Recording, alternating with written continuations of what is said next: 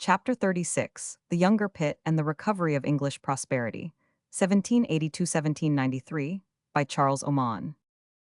When England bowed before the force of circumstances and concluded peace with America, France, Spain, and Holland in 1783, she had touched the lowest point of weakness which had been her lot since the 15th century. Peace had been imposed by victorious enemies after a fruitless struggle of 8 years. English armies had grown accustomed to defeat, English fleets could barely hold their own upon the seas.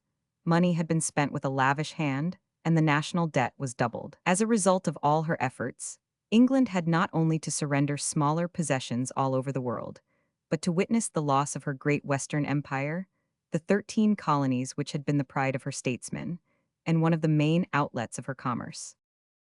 A blow such as the loss of America seemed likely to be fatal to England. Not only was her prestige gone and her pride humbled, but she was left with her finances in an apparently hopeless condition of exhaustion and her internal politics in a state of complete disintegration.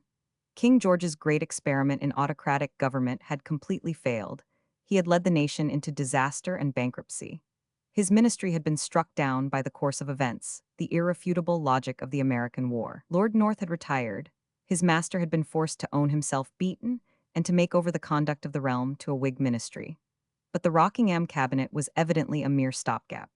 George's skillful policy of the last 20 years had so divided and broken up the Whig party that it was difficult to reconstitute a strong cabinet from its PG 555 remnants. When peace with America and France had been secured, that peace being the one great mandate which the nation had given to the Whigs, it seemed likely that the perennial jealousies of their cliques and clans would once more wreck the party, and that the king, with his steady power of intrigue, his pension list, and his power of patronage, would succeed in placing some second North in office. The Whigs, however, were no longer their old selves. The great effect of their 12 years' exile from power had been to teach the better men of the party to detest the old methods of parliamentary corruption and family jobbery, which they had learnt from Walpole and Newcastle. The Whigs had failed to realize the hatefulness of these practices when employed by themselves, but when their own engine was turned against them by the king, they began to see its shame. That the party which professed to represent the people and to forward the immortal principles of the Revolution should ground its power on official bribery and corruption was humiliating to the better men in the Whig camp. Hence it came that the nobler spirits among them resolved to protest against the old methods, and to claim that the victory of their party over the king in 1782 should result in something more than a distribution of the loaves and fishes of office among their partisans.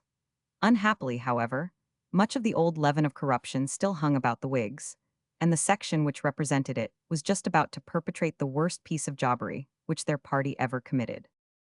The one thing in which all sections of the Whigs could agree was dislike of the royal influence, as employed by George III. The first end, therefore, which the Rockingham cabinet set before itself was to cut down the means of corruption which the king possessed. The pension list was diminished. No single person was to be allowed to draw more than £300, the Secret Service. Funds in the royal hands were cut down, and a certain number of the useless and expensive offices about the court abolished. This was all very well so far as it went, but much more was needed, and it was very uncertain how much time would be granted to the new Whig ministers to carry out further reforms. Their leader, Lord Rockingham, died suddenly in July, 1782, PG 556 long ere the formal treaties of peace with France and Spain had been signed. He was a man of slender abilities, but honest and popular, and able to keep his party together. On his death, the old clan rivalries of his followers burst once more into life. The king sent for Lord Shelburne, the leader of the liberal and reforming party among the Whigs, and offered him the premiership. But Shelburne was viewed with bitter dislike by many of the Whig chiefs. His sharp tongue and his love of intrigue made him many foes, and when he took office they refused to serve under him. On the mere ground of personal jealousy and resentment, the larger half of the party went into opposition and joined the Tories. Not only the old family cliques that represented the corrupt and selfish Whigs of an earlier day, but many of the younger men, who called themselves the Friends of Liberty and Reform, took this suicidal step. Among them was Charles James Fox, the most able and open-minded man in the party, but irregular in his private life, a gambler and a lover of the bottle, somewhat tainted with the failings of a political adventurer, and too factious to be altogether honest in his actions. Fox had been a Tory in his earlier years, but had quarreled with Lord North in 1772, and after that date had joined the opposition, become one of its chiefs, and been the first to favor peace with America. Shelburne took office, therefore, with a comparatively weak following. So many of the old leaders had refused to aid him that he was constrained to give the post of Chancellor of the Exchequer and leader of the House of Commons to a young man of 23, William Pitt, the second son of the great Earl of Chatham. This appointment, startling though it appeared, was a very wise one. The younger Pitt was the most remarkable man of his age. He had inherited from his father high principles, an enthusiastic belief in the future of England, and a sympathy for the cause of reform. He had been reared as a Whig, but had no sympathies for the old parliamentary jobbing and corruption of the party. His personal integrity was as great as that of his father, and his hatred of intrigue and bribery even greater. Though quite new to the House of Commons, he made a sensation on his first appearance in it, which showed that men saw that the mantle of his father had PG 557 fallen upon his shoulders. His self-confidence and belief in his own powers were as great as those of Chatham had been, but he was devoid of the theatrical pomposity which had sometimes marred the effect of his parents' eloquence. As Chatham had believed himself the destined savior of England from the dangers of foreign war, so it was his son's aim and end to deliver England from internal faction, and to build up a great constitutional party, which should combine loyalty to the crown with liberal and progressive legislation. This party, as Pitt imagined, would consist of the more enlightened Whigs, the section of the party which had once followed his father and now obeyed Shelburne. That it would ever grow to be known as the Tory party would at this moment have been beyond his comprehension. The Shelburne ministry only held office for 9 months, July 1782 to April 1783. From the first, it was doomed to fall before the hostility of the Whig opposition. It survived long enough to ratify the final conclusion of the peace negotiations, which the Rockingham cabinet had begun. But it fell before a factious motion of Fox, who moved a vote of censure on the very reasonable and moderate terms on which peace had been bought from France. This motion was supported by the ominous combination of the old Tory supporters of Lord North with the discontented sections of the Whig party. It drove Shelburne to instant resignation. But no one could have foreseen the strange sequel to this vote. To the surprise of all save those who were in the secret, it was suddenly announced that Fox and North were about to unite their forces, not for a single division, but for a permanent alliance. Lord North seems to have imbibed in his long tenure of power, fro to 1782, a craving for office at any price. Seeing that the king was too weak for the moment to replace him in his old seat, he plotted an unnatural union with his foes, the Whig clans. He could command the allegiance of that section of the Tories who cared more for place and power than for their loyalty towards the crown, of the men who had aided King George from purely personal and corrupt motives.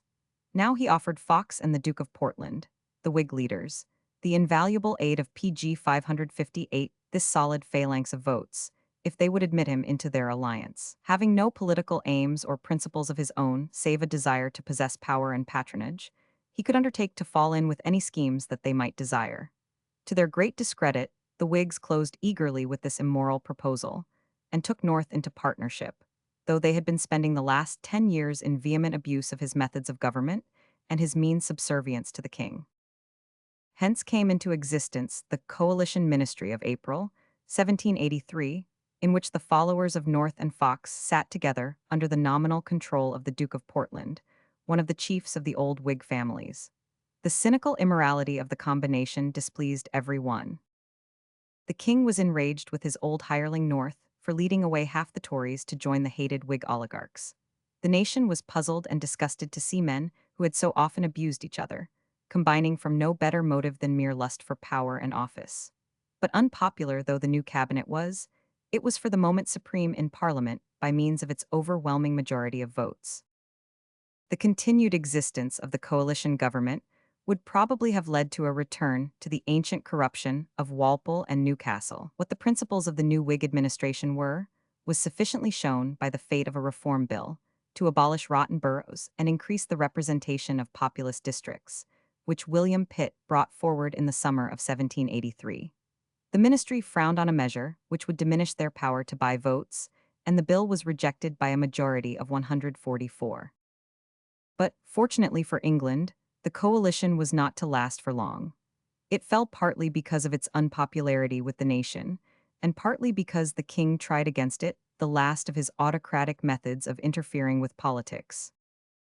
In November 1783, Fox brought in a bill for rearranging the government of our Indian possessions, a measure which had become necessary in consequence of changes in that country, which we shall have to narrate a few pages later on. The manifest failure of the East India Company to provide for the good administration of the growing PG 559 empire, which was falling into its hands, rendered the interference of the home government imperative. Fox produced a bill for taking the rule of our Indian possessions entirely out of the power of the company, which was in the future to confine its activity to commerce alone. All the English officials in India, from the governors of presidencies down to ensigns in the army and clerks, were to be selected by a council of 7 commissioners in London, nominated by Parliament. The names of the 7 were given, and they were all violent partisans of Fox and North. The bill, good in many ways, was liable to censure in the one point that it gave the ministry a fund of patronage which was certain to be abused. The Fox North cabinet was nothing if not unscrupulous, and when it got control of the £300,000 of annual patronage, which the East India Company possessed, there is no doubt that it would have employed it to forward Whig family jobs and political corruption. An opponent of the bill complained that it took the diadem off the king's head to place it on that of Mr. Fox. Much was also said as to the injustice of stripping the company of its chartered rights. The India Bill, however, passed the Commons, and then came before the Lords. To throw it out, the king now took the unprecedented step of sending down to the House a paper written with his own hand, which Lord Temple was to show to such of the peers as he thought fit. It was to the effect that whoever voted for the bill was not only not his Majesty's friend, but would be considered as his enemy. This notice was given to all who wavered, or who did not wish to incur the king's personal enmity. It led so many of the weaker Whig peers to abstain from voting that the bill was thrown out by a majority of 19. George's conduct was quite unconstitutional. If it were possible for the king to engage in such an underhand intrigue against his own cabinet, the system of government by responsible ministers became impossible. The Whigs revenged themselves by passing a vote through the Commons, stigmatizing Lord Temple's conduct in showing the paper as a high crime and misdemeanor. Nevertheless, they had to quit office, though they boasted that they would soon be back again, since George could PG 560 not find any other ministry to put in their place. December 1783. They were mistaken, however. The king, ready to dare any expedient that would keep the hated coalition out of power, had offered the position of prime minister to William Pitt. The ambitious young statesman accepted the charge and took office, though he could only rely on the support of the Shelburne Whigs, the reforming section of the party, aided by the king's friends, as those of the Tory party who had not followed North were once again styled. The sight of a prime minister of 24, backed by a weak minority, moved the derision of the partisans of Fox and North. They said that they would drive him to resign in 3 weeks, and at once threw out all the bills which he brought before the House. But instead of resigning, Pitt was resolved to dissolve Parliament and to face a general election. He knew that his own name was great with the nation, and that the coalition was universally detested and condemned. His policy was crowned with enormous success. Almost every borough and county where the election was free, and the voters numerous, declared against the candidates whom Fox and North recommended. No less than 160 supporters of the coalition lost their seats, and Pitt came back to Parliament with a clear working majority in his favor, March 1784. Thus began the long and eventful ministry, which was to last for the next 17 years. With the triumph of Pitt, English politics are lifted to a higher level and lose the mean and petty aspect which they had displayed ever since the days of Walpole. For the first time since the century began, England was in the hands of a minister of a spotless personal integrity, who possessed broad views and a definite political program.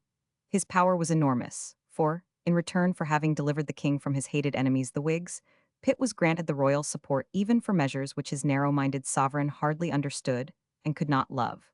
George tolerated in him a policy which would have maddened him if it had been pursued by the Whigs. In return, the minister treated the king with a loyalty and a PG 561 personal regard, which were perhaps hardly deserved by his master.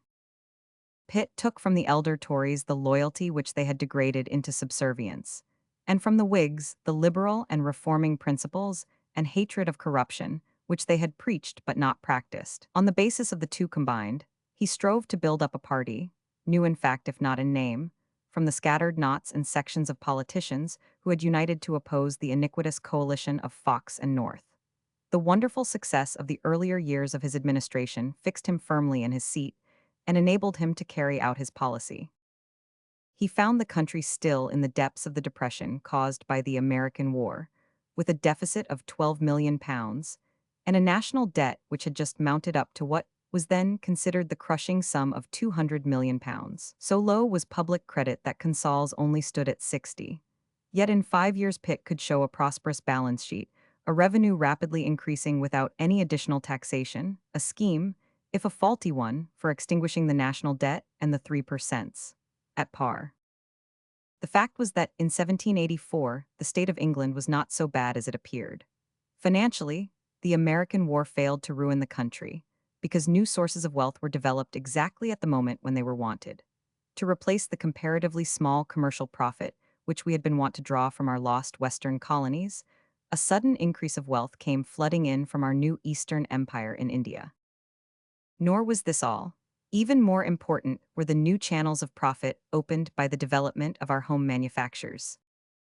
We have already spoken of the symptoms of an approaching development in our domestic industries, which were beginning to be felt toward the end of the reign of George II. This movement came to maturity in the earlier years of George III.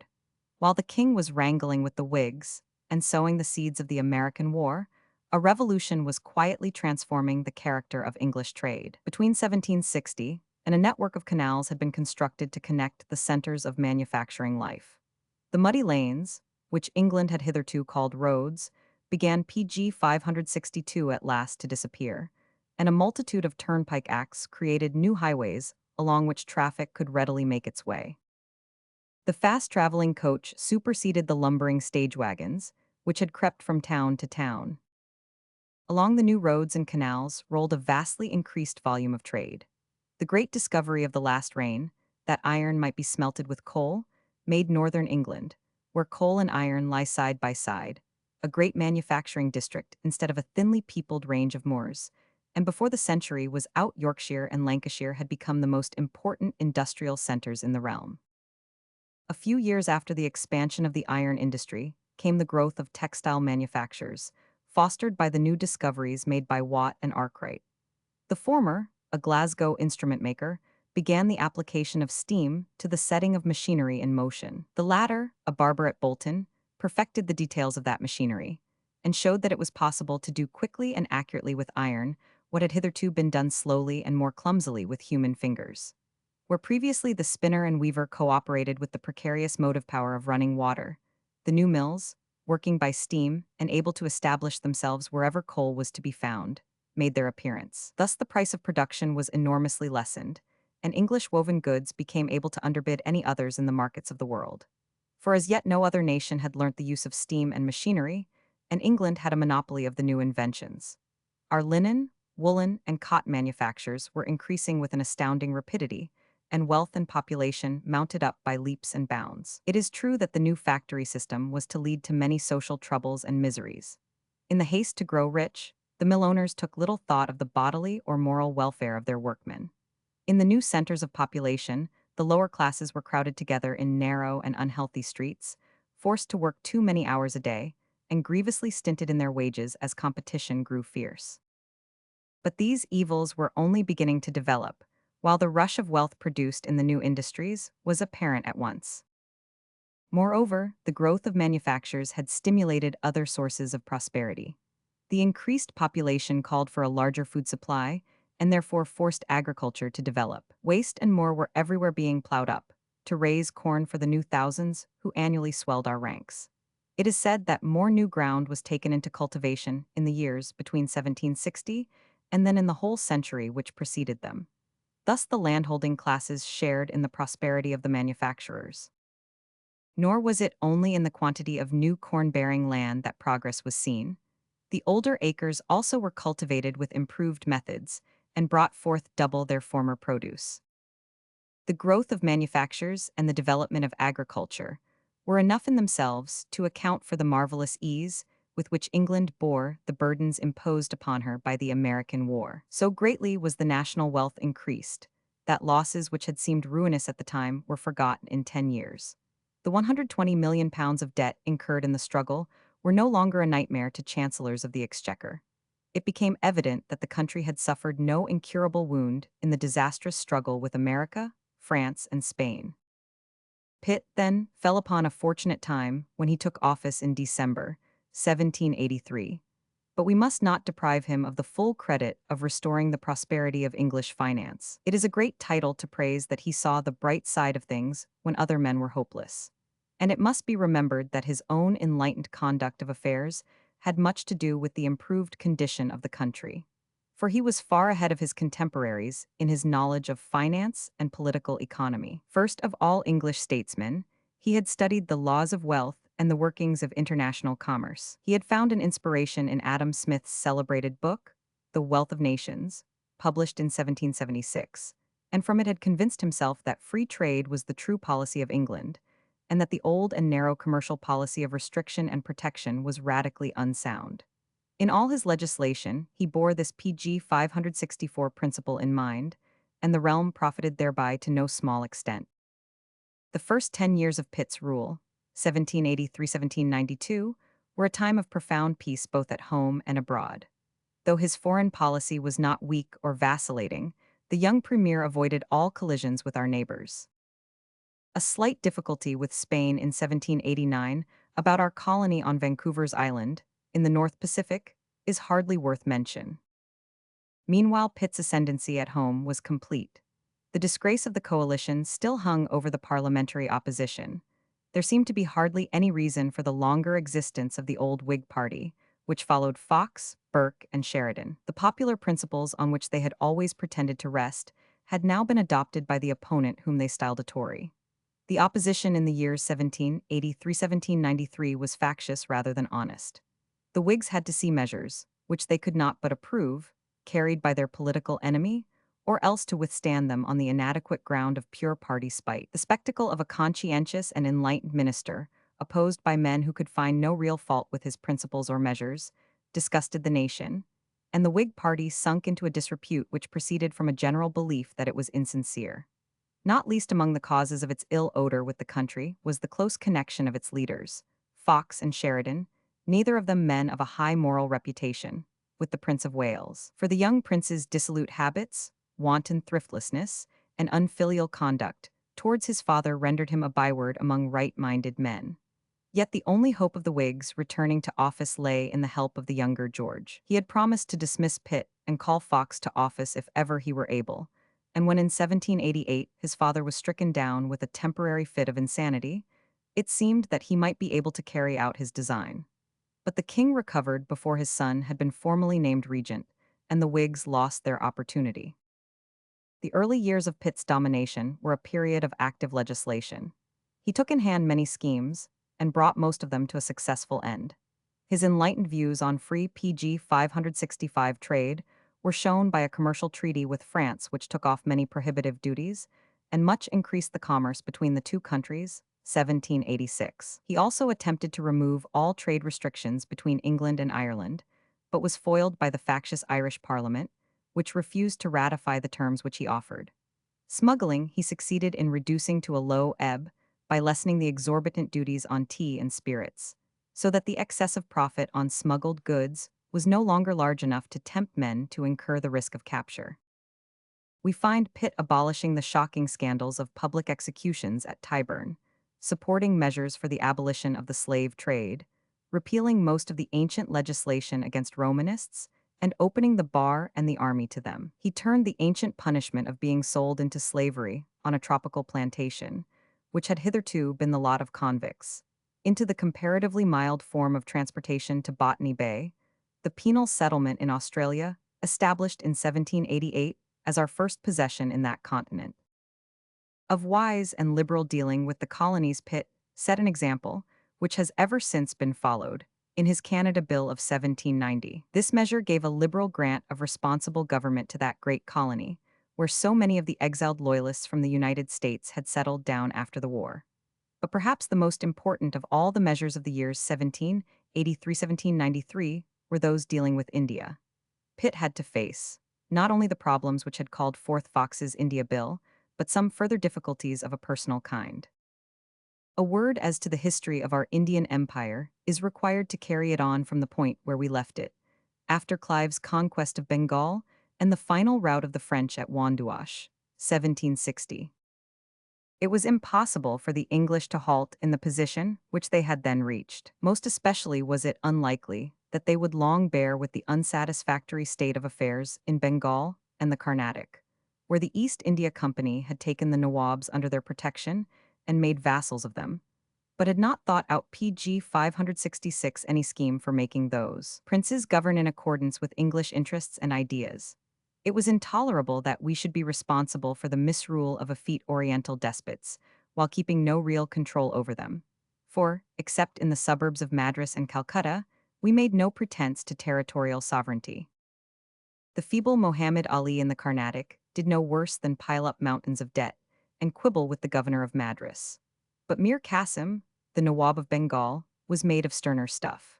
Resenting all interference of his suzerains in the governance of his realm, he rebelled against the company and sealed his own fate by massacring 150 English merchants of the factory of Patna. This brought down prompt chastisement. He was driven out of Bengal and forced to take refuge with his neighbor Suraj ud-Dowlah, the Nawab of Oudh, who consented to espouse his cause. But at Buxar, Major Munro, with a handful of sepoys, defeated the united armies of the two Mohammedan princes, 1763. This important victory gave England the control of all northeastern India. She enthroned a new Nawab in Bengal, but made him a mere puppet and tool, with no real authority. For the future, the company administered Bengal and Bahar in its own name, under the authority of a grant from Shah Alam, the powerless Grand Mogul of the day. At the same time, Oudh came within the sphere of British influence, for Suraj ud-Dowlah was forced to become our ally and to pay us a subsidy. Shortly after this pacification, Lord Clive came out again to India to act as governor of Bengal. His second tenure of power lasted 2 years, 1765-1767, and was notable for great improvements which he introduced into the governance of the land. Hitherto, the English officials and military commanders had received very low pay, while placed in positions where money-making was easy. Many succumbed to the temptation and accumulated fortunes by blackmailing the natives, by selling their patronage, or by engaging in private trade. Clive wisely stopped these sources of corruption by raising the salaries of his subordinates, but forbidding them to trade with the country or to receive gifts from natives. His reforms were much resented, and almost led to sedition PG 567 among the military, but he carried them through with a strong hand, and left the army and civil service much improved and purified. Ill health forced him to return to England in 1767, where some years after he put an end to himself in a fit of depression. For the next 6 years our Indian possessions were ruled by men of lesser fame, and were unvexed by foreign wars. But in 1773, a new era began. In that year a governor-general was for the first time appointed, and entrusted with the command of all the 3 presidencies of Bengal, Madras, and Bombay. The first man placed in this office was the greatest who has ever held it, the able and undaunted Warren Hastings. For 12 years, this stern ruler maintained the prestige of the English name in India, though he had to face the fearful storm of the American War, which shook the foundations of the British Empire in every part of the world. Not the least of his achievements was that he asserted his own will in every crisis against the strenuous opposition of his factious council, who, headed by Philip Francis, the virulent writer of the Letters of Junius, did their best to thwart every scheme that he took in hand. Hastings began his rule by placing in English hands all the posts in the administration of justice and the collection of the taxes, which had hitherto been in the charge of natives. This led to increased revenue and pure law. But the Bengalis did not at first understand the methods of the new courts, which in some ways worked harshly enough. When Sir Elijah Mpai, the first Chief Justice, hung for forgery the great Calcutta banker, Nanjukumar Nuncomer, they could only believe that he suffered because he had offended the Governor-General by intriguing with Francis and the other discontented members of council. Hence came a most unjust accusation against Hastings and Mpai of having committed a judicial murder. The worst trouble which Hastings experienced was the continual cry for increased dividends, with which the directors of the East India Company kept plaguing him. They were not particular as to the way in which money was to be earned, and the governor-general sometimes tried strange expedients to satisfy them. The worst was the PG 568 hiring out to a Safad Dowlah, the Nawab of Oudh, of English troops for use in wars with his neighbors. By such aid that Prince subdued the Rohillas, an Afghan tribe on his northern frontier. The only excuse that Hastings could plead for this undignified traffic was that the Rohillas were a race of plunderers and a public nuisance to northern India, 1774. A little later, an attempt to extend the English influence in western India involved Hastings in a dangerous war. The Bombay government wished to acquire over its neighbors the Marathas the same sort of suzerainty which Madras exercised over the Nawab of the Carnatic and Bengal over the Nawab of Oudh. With this object, a treaty was concluded with a prince named Raghunatha Rao, who claimed to be Peshwa, or head of the Maratha Confederacy, by which he was to be lent troops, and to pay in return a large subsidy to the company. But the other Maratha chiefs, headed by Sindhya, the most powerful of their race, refused to acknowledge Raghunath and attacked the company. They utterly defeated the Bombay army, and the credit of the British arms was only saved by a daring experiment of Hastings, who made an English army march from Bengal right across northern India. This force took Gwalior, Sindhya's capital, and overran the province of Gujarat. The Marathas made peace, ceding to Hastings the island of Salsette, but the attempt to make them into vassals had distinctly failed and had to be postponed for 20 years. But the greatest danger which Hastings had to face came from the outbreak of the war with France in 1778. It is true that his troops easily captured Pondicherry and the other French settlements, but they could not prevent their enemies from stirring up against them a very dangerous enemy. This was Hyder Ali, a Mohammedan military adventurer who had built up an empire for himself in southern India. He had usurped the throne of his master, the Raja of Mysore, and had conquered all his neighbors by the aid of a great mercenary army of fanatical Mussulmans. While Hastings was still engaged in the dangerous Maratha War, the French easily induced the ruler of Mysore to interfere in the struggle, for he coveted the rich dominions of our vassal, the Nawab of the Carnatic. Hyder Ali poured his hordes of predatory horse down from the plateau of Mysore into the Carnatic.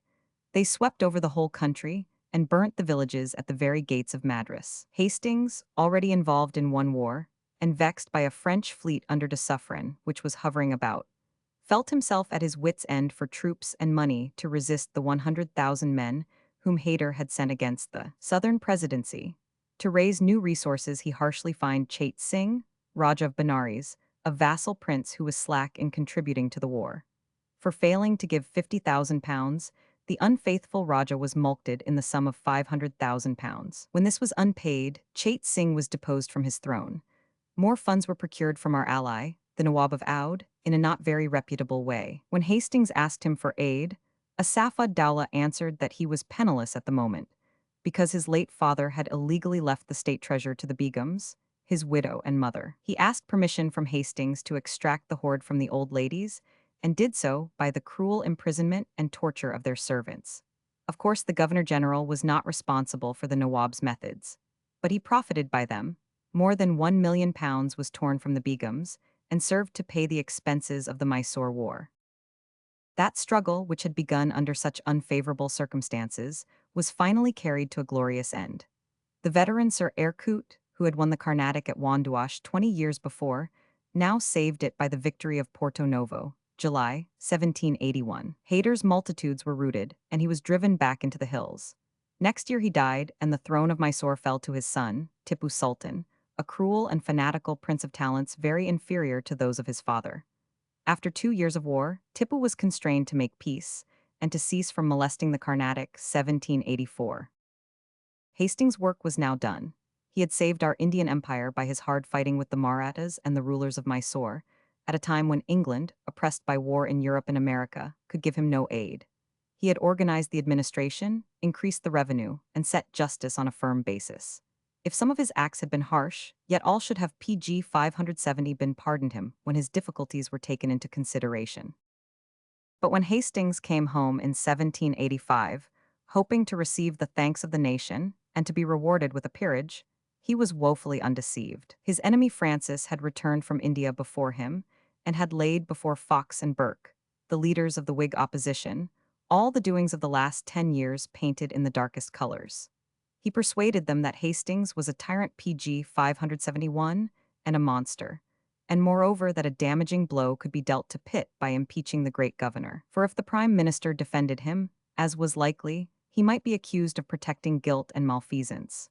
The Whigs therefore demanded with loud cries the impeachment of Hastings, but Pitt, rather to their surprise, granted it. Then began the famous trial of the Governor-General before the House of Lords, which lasted fully 6 years. Accused of having judicially murdered Nanjakumar, of having illegally sold British troops to the Nawab Asaf ud-Dowlah, and of having cruelly oppressed Chait Singh and the Begums of Oudh, Hastings was acquitted on every point. But the law expenses had ruined him, and the nation's indifference had soured him, so that he died an unhappy and disappointed man. Hastings was succeeded as Governor-General by Lord Cornwallis, the victor of Camden, and the vanquished of Yorktown. This honest and brave man was set the task of governing India under a new constitution. In 1784, Pitt had passed an India Bill, not very unlike that of Fox. It gave the Crown the supreme power over the company, making the Governor-General and the Board of Control in London nominees of the Crown. But the company was still left its patronage, its monopoly of trade, and a certain undefined power over the Governor-General which led to much trouble in the future. Cornwallis ruled British India for 7 years, 1786–1793, and, though he had gone out with no intention of engaging in wars or aggrandizing the company's dominions, was driven by the force of circumstances into a policy which was practically identical with that of Warren Hastings. The Sultan Tipu of Mysore, always restless and quarrelsome, made war on all his neighbors, till at last, in 1789, he attacked the Raja of Travancore, a vassal of the company. Resolved to crush the Sultan, Cornwallis built up a great alliance with the Nizam, the Mohammedan ruler of the Hyderabad state, and with the chiefs of the Marathas. Standing at the head of this confederacy, the English appeared for the first time as asserting a predominance over the whole peninsula. Neither the Marathas nor the Nizam PG 572 gave any very material aid towards the suppression of Tipu, but Cornwallis proved able to accomplish it without their assistance. His first advance into Mysore was foiled by lack of provisions, but in the next year, 1791, he forced his way into the heart of Tipu's realm, beat him at the Battle of Arakara, and then stormed the lines of Seringapatam, which covered the Sultan's capital. A few more days' fighting would have put it in the hands of Cornwallis, but when Tipu humbled himself and asked for peace, he was spared. Nearly half his dominions were taken from him, part to be added to the Madras presidency, part to be given to the Nizam and the Marathas. It was fortunate that Tipu did not delay his attack on the Allies for a few years. If he had waited a little longer, he would have found England deep in her struggle with the French Revolution. As it was, he was so crushed that he gave no trouble for 8 years more. Hardly less important than the Mysore War was Cornwallis's well-intentioned but ill-judged measure, the perpetual settlement of Bengal. This was a scheme for permanently fixing the land revenue of that province by assessing a fair rent to be paid to the company as supreme lord of the soil, which should not vary from year to year, but remain forever at the moderate figure at which it was now settled. But unfortunately, Cornwallis did not make the bargain with the ryots, or peasants, the real owners of the land, but with the zemindars, a class of hereditary tax collectors, who were one of the legacies left to us by the old Mughal rulers of India. As the government made its contract with the zemindar for the rent of each group of villages, and undertook never to ask more from him than a certain fixed amount, it became the interest of this tax-collecting class to screw up the contributions of the villagers to the highest point, as the whole profit went into their own pockets. The rack-renting led to a general strike among the peasantry, who agreed to withhold their rents, and to go to law with the zemindars en masse, knowing that they could choke the law courts for years by sending in thousands of appeals at the same moment. The result of this conspiracy, much like one that was seen in Ireland only a few years ago, was to ruin most of the zemindars, who became liable for the land tax to the government, and could not raise it while the riots were fighting PG 573 them in the courts. In any other country than Bengal, this crisis must have led to agrarian civil war, but the Bengalis preferred litigation to outrages, and affairs ultimately settled down. Later legislation has wisely taken note of the rights of the riot as well as those of the zemindar, but the pledge of the perpetual settlement has never been broken, and to this day, the lands of Bengal pay no more to the Crown than the moderate assessment of 1793, a standing proof that the British government keeps its word. Cornwallis came home in 1794, to find England plunged in the greatest war that she has ever known, that with the French Revolution.